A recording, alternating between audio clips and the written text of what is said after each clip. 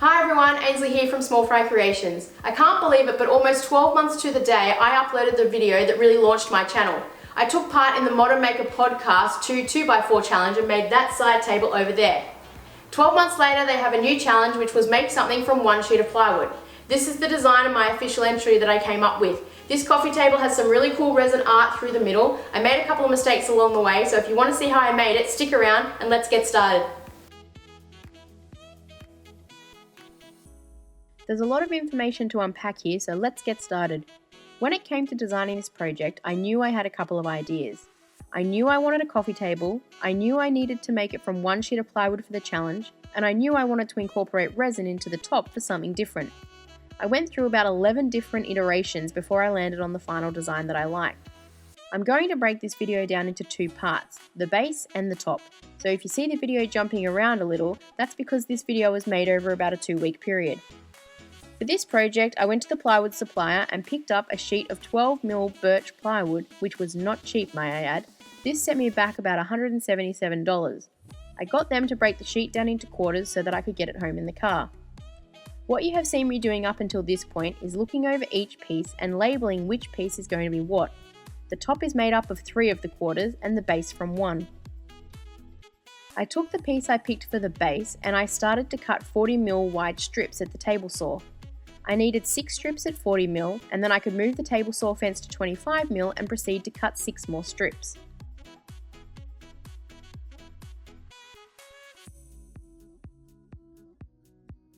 It was then time to start with the outer squares of the base. I cut 8 lengths at 388mm. This was 4 for each side. I held off cutting the inner square as I wanted to measure this to fit. I made sure I labelled all my pieces as I was cutting them because I didn't want to get confused. For the joinery, I wanted to use rabbets and a layered plywood effect to add strength as the plywood was only 12mm thick. I took each of the 8 pieces that I had cut and marked 6mm in from the end and 6mm up from the edge. When setting the table saw up, I used a scrap piece of wood up against the fence so that when I was cross-cutting the piece it was not going to get stuck between the blade and the fence. I used a couple of offcuts and did a test joint at the table saw to ensure that everything was set correctly. With testing complete, I could then move on to the real thing. I made rabbets for all the outer squares and then I could move to the glue up.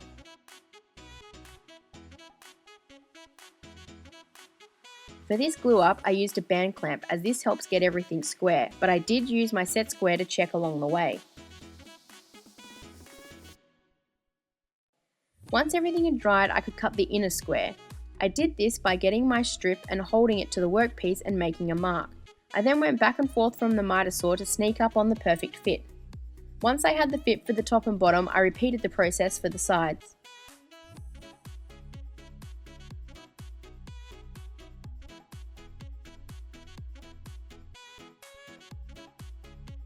I also cut rabbets into these pieces as I thought it would make for a cool little detail look. I could then glue and clamp these pieces into place.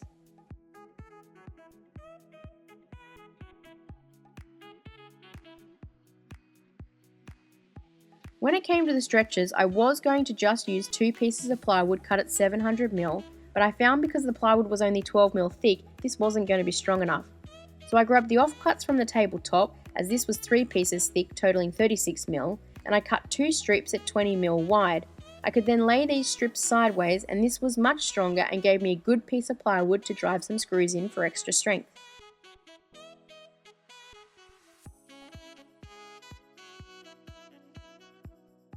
I used a Forstner bit to drill the holes where the screws were going to go, and then I could glue and clamp everything together.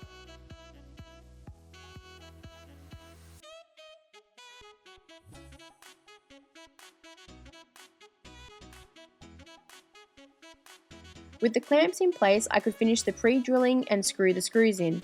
You want to make sure that you pre-drill here all the way through, otherwise the plywood will split.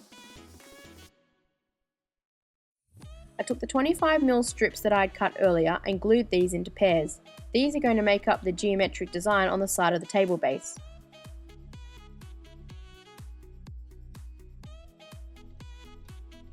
In the glue up, I also used some scrap wood and laid some blue painter's tape down, so when I clamped these into place, everything was kept level and the tape stops the glue from sticking.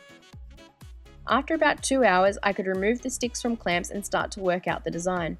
I found the best way was to clamp the pieces into place and then mark from behind where I needed to cut.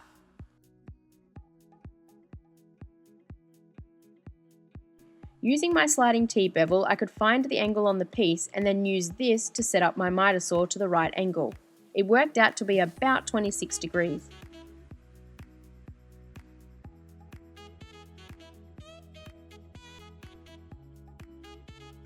As it is hard to really use clamps here, I used the trusty old blue painter's tape to hold everything in place. For the little pieces, I set my miter saw to 15 degrees and cut them to fit.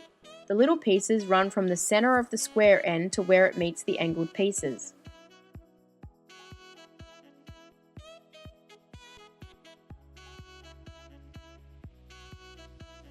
Once I had all the pieces glued into place, I plugged up the screw holes with 9mm dowel and then gave everything a good sand up to 220 grit.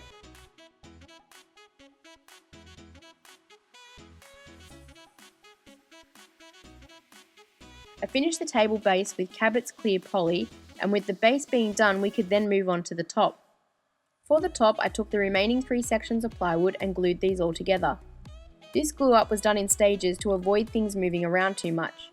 Once the first 2 pieces were dry, I took the clamps off and repeated the process, gluing the last piece down. A little tip that I picked up from Mike from Modern Builds is to sprinkle some salt down when gluing big pieces together. This will stop the workpiece from moving around as much.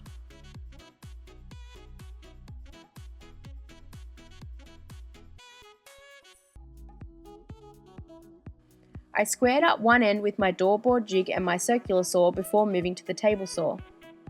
I made sure to lay some blue painter's tape down as I was running against the grain and wanted to minimise my blowout.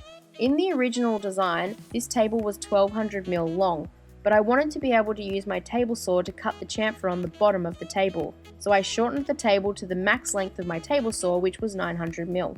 I squared up all the other edges on my table saw and made all the cuts in 2 passes to limit the burning marks and try to cut down on the sanding later. With the tabletop at its final dimensions, I could turn my attention to the chamfer on the bottom. I wanted a 12mm reveal or flat section and then the chamfer to start. I decided to go with a 30-degree chamfer, so I set my table saw to 60 degrees. I used some scrap wood that had the angle cut so I could mark what material needed to be removed. You want to be careful here to not set your blade too high, otherwise you'll end up cutting material you don't want to remove. I snuck up on the cut and slowly got it to exactly where I needed the blade to be.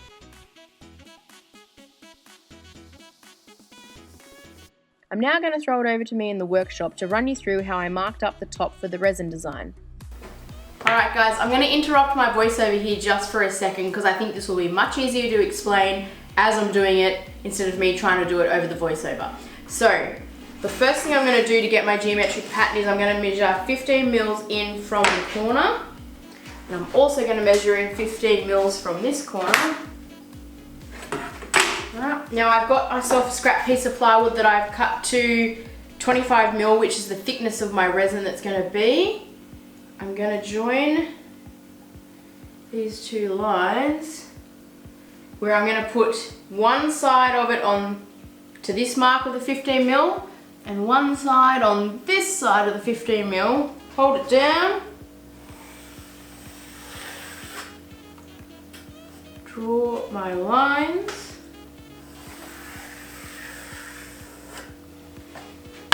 So there's one.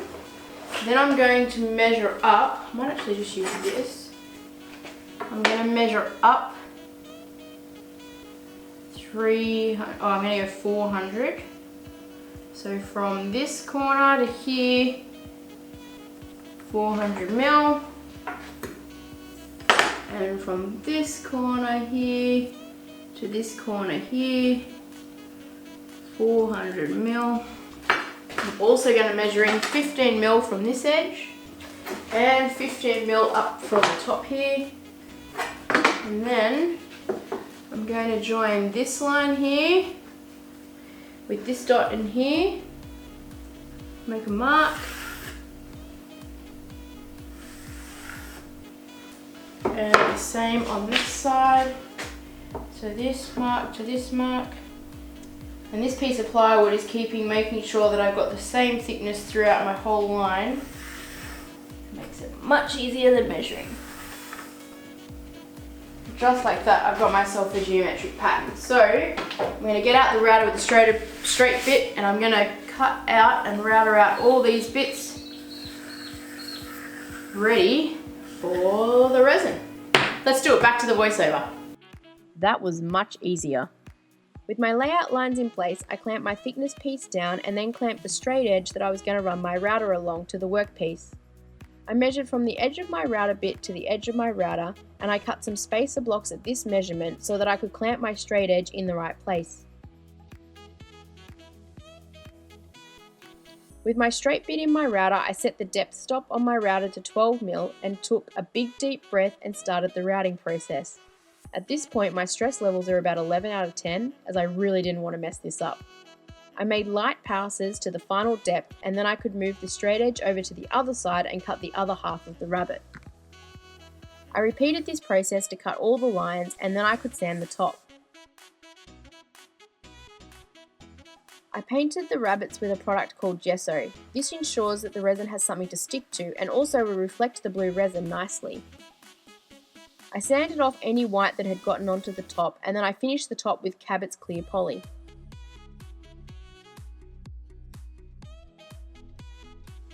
I applied blue painter's tape to the edges of the rabbets so that the resin wouldn't get on the tabletop. I also applied tape at the end so that the resin wouldn't stick, and clamped some timber at the edges so the resin wouldn't just flow out. This is where my stress levels started to rise to about 15 out of 10. As I mixed my resin and colour the resin to where I wanted it to be. I wanted the blue to be transparent to give depth to the table. For this part, I used about 600ml of resin. I was then ready to pour. I started in the middle and worked my way out to the edges and tried to get even coverage the best I could. I used a torch to get out the air bubbles and left it for 24 hours to cure.